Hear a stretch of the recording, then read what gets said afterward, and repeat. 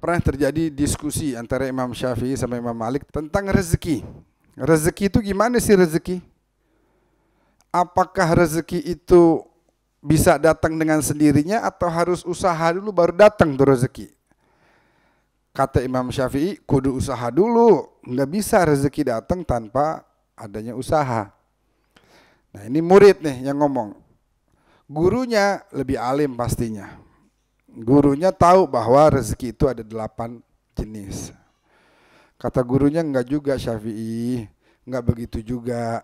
Ada juga yang datang tanpa ada usaha. Enggak bisa. Gimana ceritanya kalau ente tidurnya enggak dapat?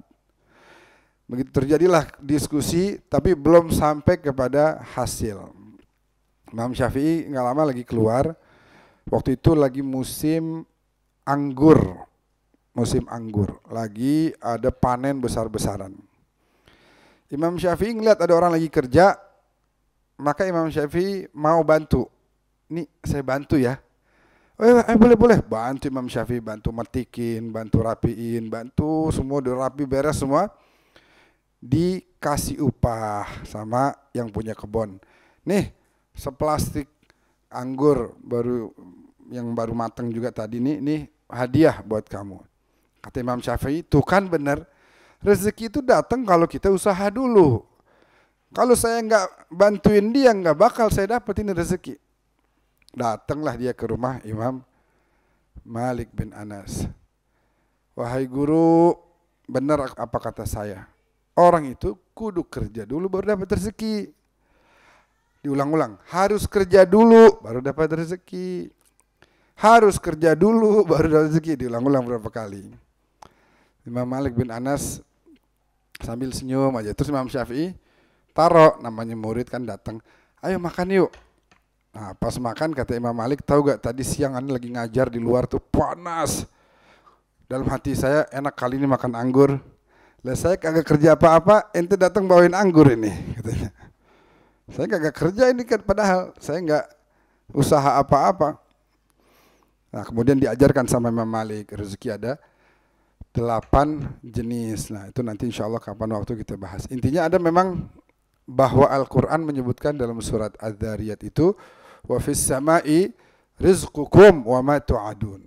Di langit itu udah ada rezeki kalian dan apa-apa yang telah dijanjikan oleh Allah kepada kalian. Fa wa rabbis sama'i wal ard innahu lahaqqun mithla ma tantiqun. Allah bersumpah atas nama Allah Tuhan langit dan bumi bahwa rezekimu itu adalah benar, ada, telah ditentukan dan nggak mungkin seseorang meninggal kecuali pasti dia akan mendapatkan seluruh rezeki yang udah Allah tentukan bagi dirinya. Jadi rezeki itu memang udah ditentukan, gitu ya. Cuma kita baca dalam surat Al-Mulk kalau nggak salah ayat 15, Allah Taala berfirman apa? Huwa alladzi ja'ala lakumul arda dhalulan famshu fi manakibiha wa kulu min rizqihi wa ilaihin nusyur. Dia yang telah menjadikan bumi itu mudah bagi kalian. Dhalulan famshu fi manakibiha.